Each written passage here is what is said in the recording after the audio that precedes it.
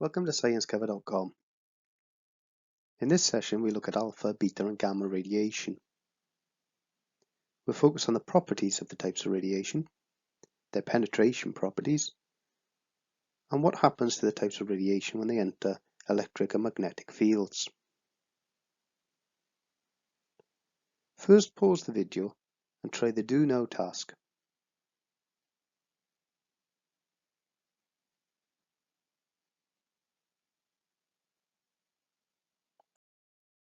Let's check our answer to the Do Now task. Place the events in the order in which they happened.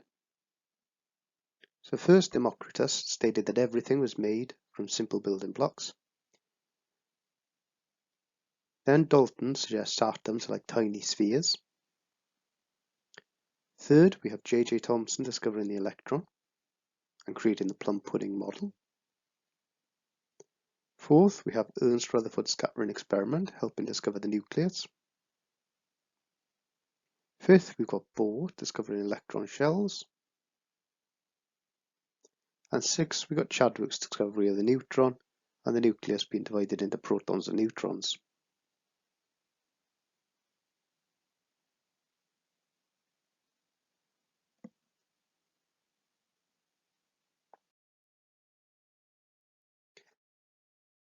Let's look at radiation and the properties of the different types of radiation.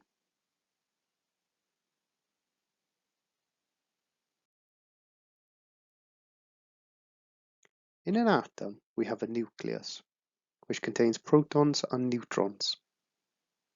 The protons are positively charged. Positive charges repel other positive charges, so the protons are continually repelling the other protons in the nucleus. This means that the nucleus of the atom is always trying to push itself apart.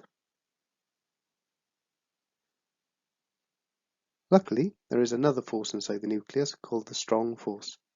Now this acts between all of the particles that are in the nucleus, so protons are attracted to protons, neutrons are attracted to protons, neutrons are attracted to neutrons. And this strong force is the thing that pulls them all together. Now the force which is pulling them together and the force which is pushing the protons apart have to be in balance for the atom to be stable.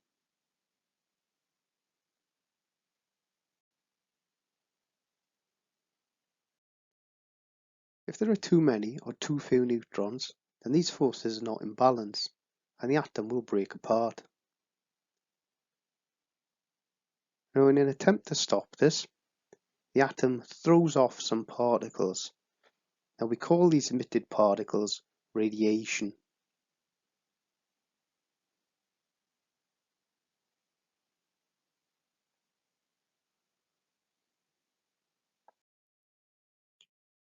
So in summary, if an atom has too many or too few neutrons, it is unstable. The atom can become stable by kicking out some particles. The particles that are kicked out are what we detect as radiation.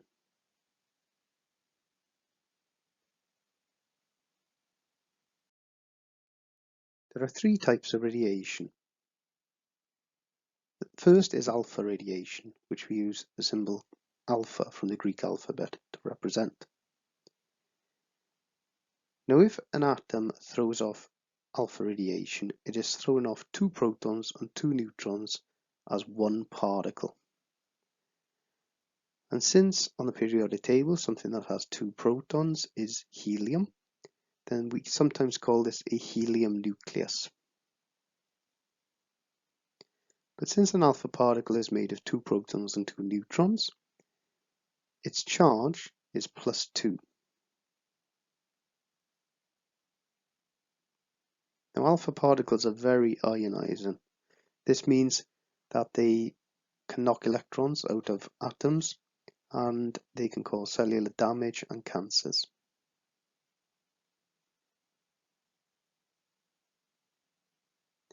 The second type of radiation is beta radiation, which we use the Greek letter beta to represent.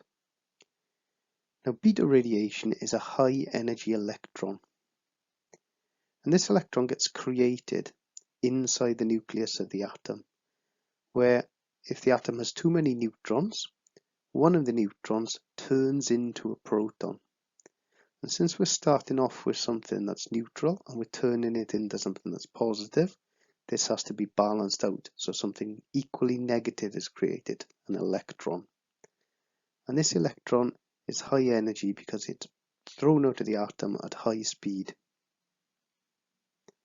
Now, since a beta particle is an electron, its charge is the same as an electron's, so -1.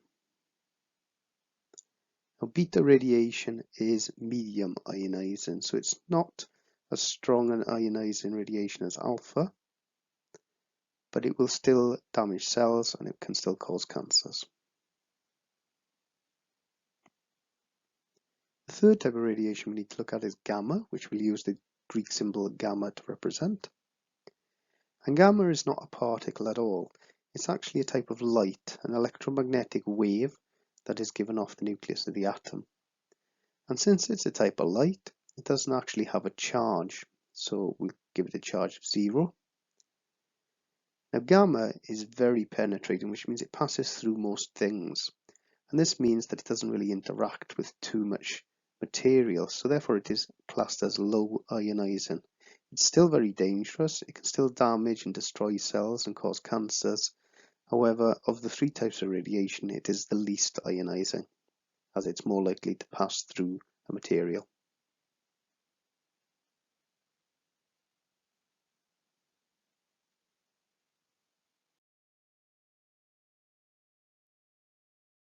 Now pause the video and complete task 1, the properties of radiation.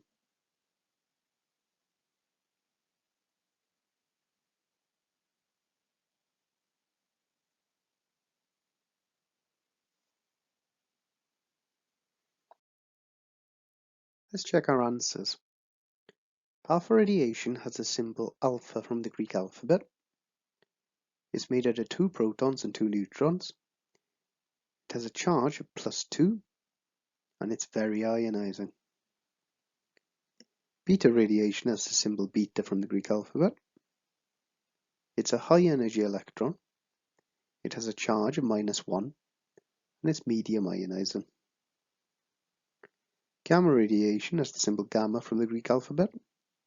It's an electromagnetic wave or a type of light.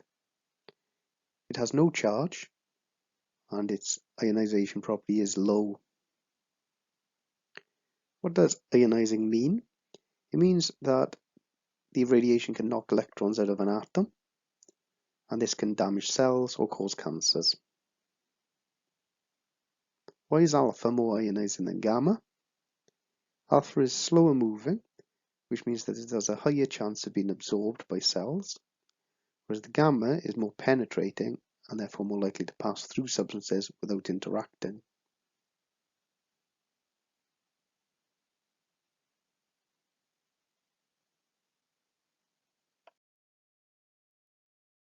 Now let's look at the penetration properties of different types of radiation.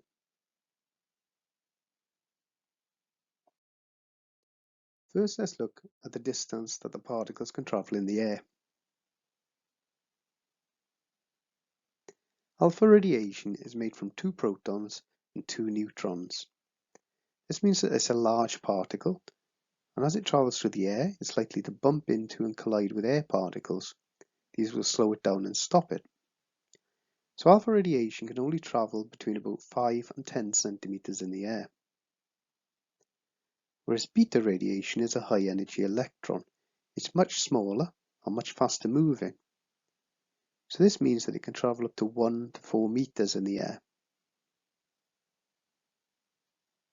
Now, gamma radiation isn't a particle at all. It's a type of electromagnetic wave, and it can travel up to 1 kilometer through the air. Now, what this means is that the danger from each of these particles is different over a set distance. So alpha radiation is very harmful at close range. However, even at a distance of 15 or 20 centimeters, very little of the radiation is actually likely to reach you, whereas beta radiation can still reach you from that distance. And gamma radiation can reach you from up to 1 kilometer away, but it is most likely to pass through you as it's least ionizing.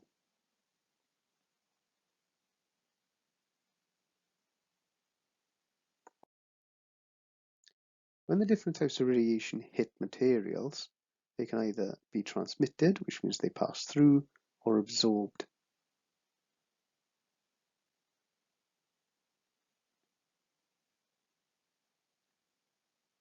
If we shine them on a piece of paper, beta radiation will pass through and gamma radiation will pass through, but alpha radiation will be stopped by a sheet of paper.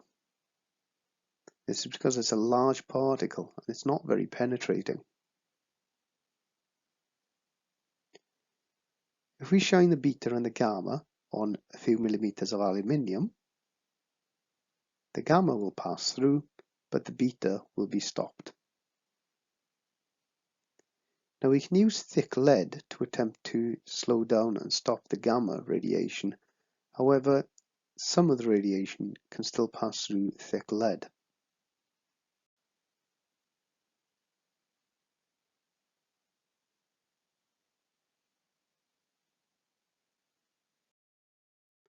Now pause the video and attempt task 2.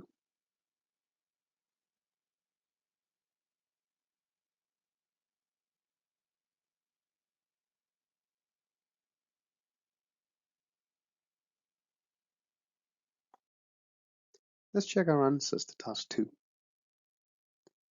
How far will each type of radiation travel in the air?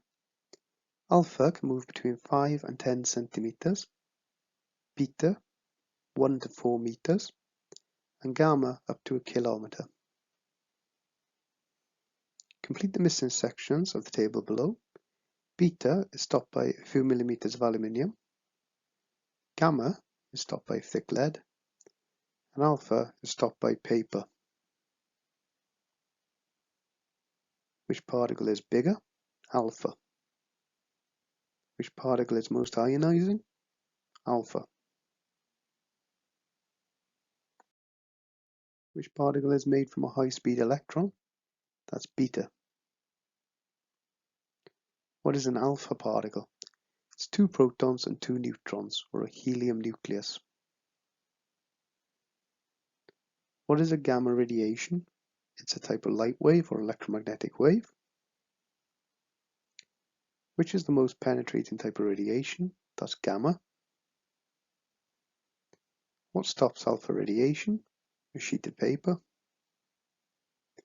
What stops gamma radiation? Thick lead.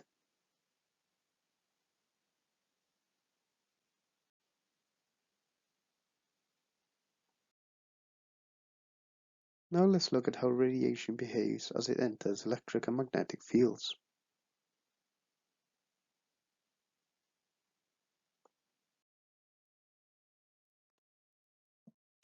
An electric field is where we have a positive and a negative charged plate. These create a charge difference. So if we take our alpha, beta and gamma radiation and they travel into the field, the alpha particle, which has a positive charge, should be pulled towards the negative charge. The beta particle, which has a negative charge, should be pulled towards the positive charge. Now, as the alpha particle has more mass and is a larger particle, it shouldn't travel as far as the high-speed beta particle. And so we should see that it strikes the positive plate further along than the alpha particle strikes the negative plate. The gamma radiation doesn't have a charge, so it should pass straight through unhindered.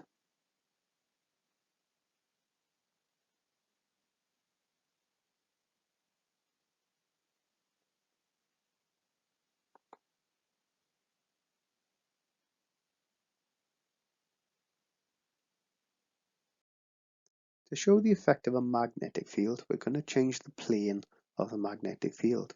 So rather than being above and below, as we showed the electric field a moment ago, this is a field that's either traveling into the screen or out of the screen.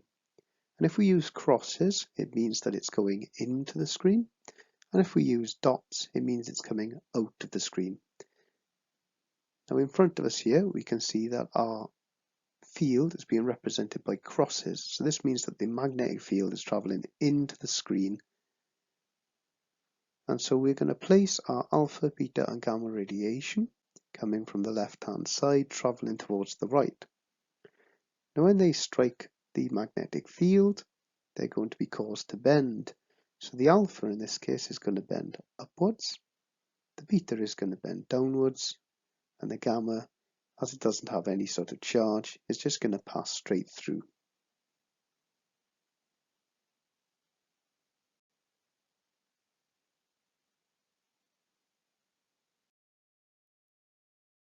Now pause the video and attempt task 3.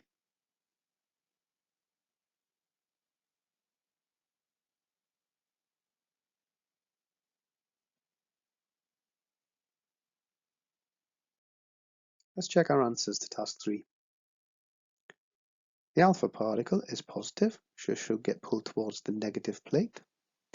The beta particle is negative, so it should get pulled towards the positive plate. And gamma has no charge, so it should pass straight through.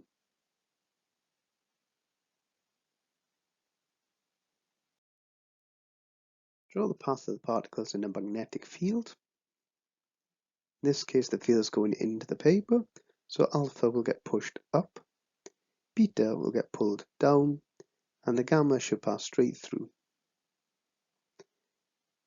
Explain how we can use the effects of radiation in an electric field to identify the type of radiation.